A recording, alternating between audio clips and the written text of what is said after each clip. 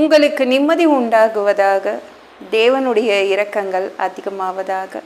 தேவன் என்ன சொல்கிறாங்கன்னா, நாம் உண்மை இல்லாதவர்களாக இருந்தும் அவர் உண்மை உள்ளவராக இருக்கிறார். நம்மக்கிட்ட உண்மை இல்லைன்னு சுருக்கமாக சொல்லிடுறாரு. ஆனால் கூட நான் உங்களுக்கு உண்மையாக தான் இருக்கேன் அப்படின்றாங்க. எதில் நம்மக்கிட்ட உண்மை இல்லை? ஒழுங்காக பைபிள் படிக்கிறீங்களா? ஜெபம் பண்ணுறீங்களா? ஃபேமிலி ப்ரேயர் பண்ணுறீங்களா? ஃபாஸ்டிங் ப்ரேயர் பண்ணுறீங்களா? இதிலெல்லாம் உண்மையை காட்டணும்ல.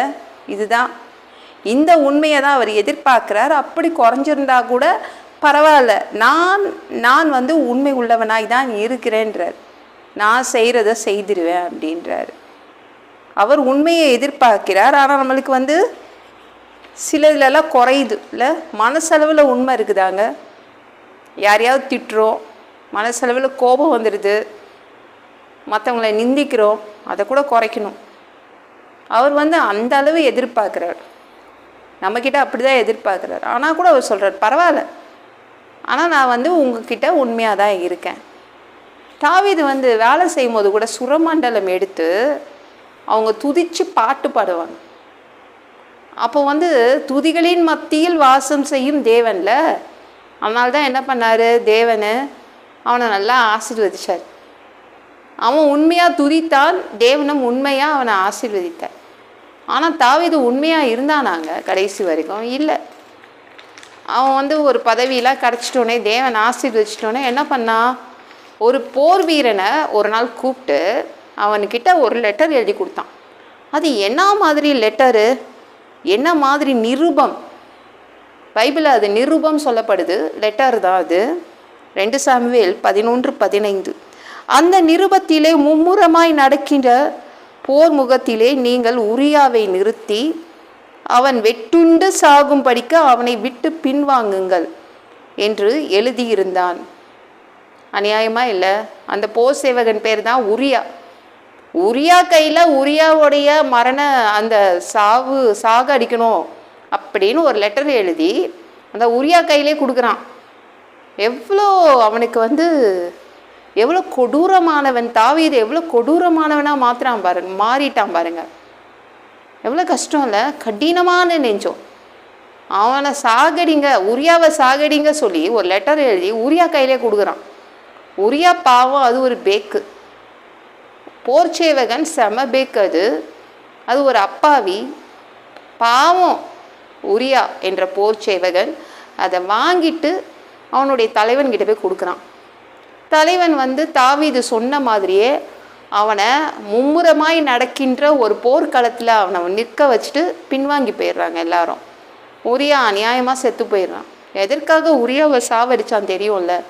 அவனுடைய மனைவி பத்சேபாலை இவன் எடுத்துக்கிட்டான். உரியாவை சாவடித்து பத்சேபாலை எடுத்துக்கிட்டான். எவ்வளோ அநியாயம் இல்லை?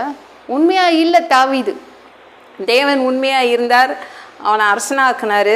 ஆனால் இவன் உண்மையாக இல்லை, கொடூர நெஞ்சம் படைத்தவனாய் மாறினான்.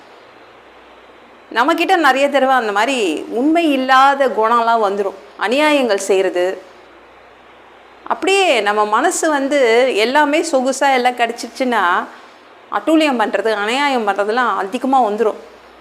அந்த மனிதனை அடக்கி வைங்க. ஒவ்வொரு நிமிஷமும் கவனமாக இருங்க. தாவீதுக்கு அவன் பாவத்தை உணர்த்தினார். முழு மனசோடு தாவீது வந்து மனம் மாறினான்.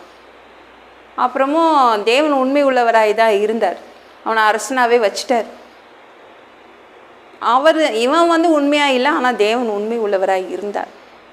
சௌகரியமாக நம்ம உட்காரும் போது என்ன பண்ணுவோம், தேவனை மறந்துடுவோம், பாவம் செய்ய ஆரம்பிச்சிருவோம்.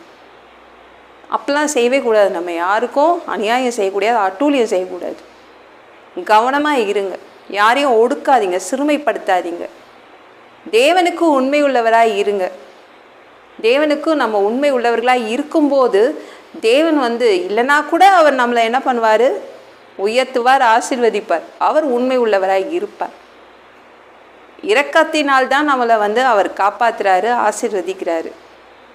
எப்பவும் நம்ம வந்து எவ்வளோ உண்மை உள்ளவர்கள் என்று காட்டணும். ஆனால் மோசே காட்டினான் பாருங்களேன். அவன் வீடு முழுவதும் அவன் உண்மை உள்ளவனாக இருந்தானா. அவன் வீடு ஃபுல்லாகவே அவன் அந்த வீட்டில் என்னென்ன வேலை செய்தானோ அவன் வீட்டில் அவன் ஒவ்வொரு நாள் வாழ்க்கையில் ஃபுல்லாகவே உண்மையாக இருந்தானா. அதனால தான் தேவன் வந்து மோசையோட முகமுகமாய் பேசினார். நம்மளும் உண்மை உள்ளவர்களாக இருந்தால் அவரும் நம்மளை கிட்ட அப்படியே நம்மளோடு வந்து பேசுவார். நம்ம உண்மையை காட்டுங்க. உண்மை உள்ள ஒரு மனிதனாக நம்ம அவருக்கு முன்பாக நின்னா நம்ம இன்னும் வந்து நிறைய ஆசீர்வாதங்களை அவர்கிட்ட வந்து பெற்றுக்கொள்ளலாம். இந்த வீடியோ பிடிச்சிருந்துச்சுன்னா மற்றவங்களுக்கு ஷேர் பண்ண மறக்காதீங்க. கர்த்தர் தாமே உங்களை ஆசீர்வதிப்பாராக.